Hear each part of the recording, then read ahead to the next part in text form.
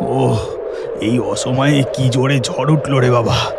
দাঁড়া টুকটুকি, আর একবার জালটা ফেলি, যা মাছ উঠবে তাই নিয়েই বাড়ি ফিরে যাব। দাঁড়া দাঁড়া। এই বলে গদাই পাড়ে দাঁড়িয়ে তার জাল নদীতে ফেলে। বাবা, জালে কি টান পড়েছে রে, মনে হয় খুব বড় মাছ।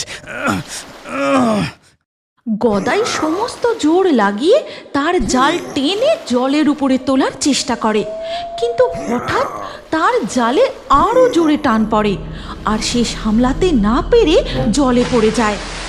তখনই একটা বাঘ ওপারের জঙ্গল থেকে জলে ঝাঁপ দেয়।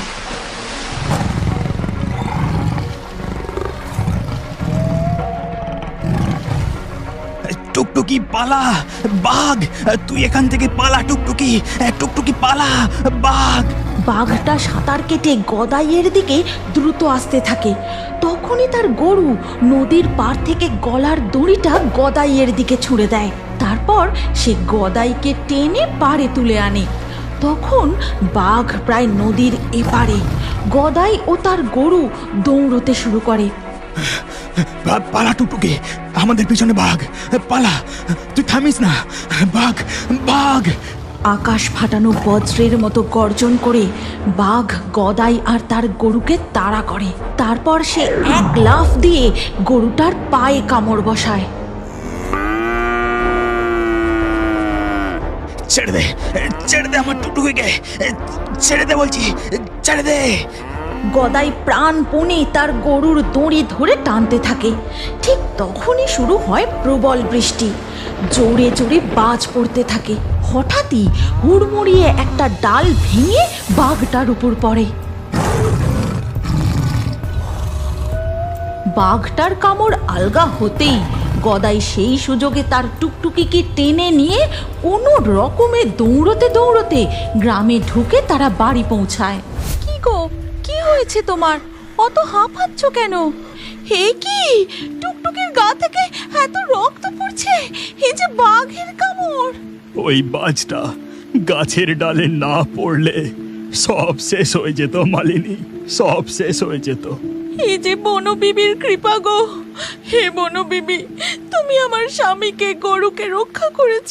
তোমার চরণে শত কোটি প্রণাম দেবী, শত কোটি প্রণাম। এরপর বৃষ্টিও থেমে যায়।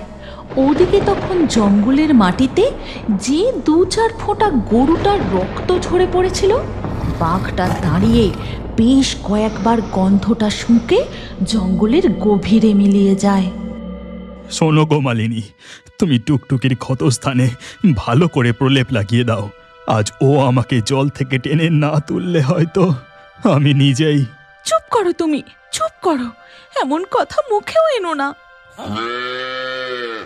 চিন্তা করিস না ননি, তোর মায়ের কিচ্ছু হয়নি। আমি আছি তো, তোর মা আবার তাড়াতাড়ি সুস্থ হয়ে উঠবে।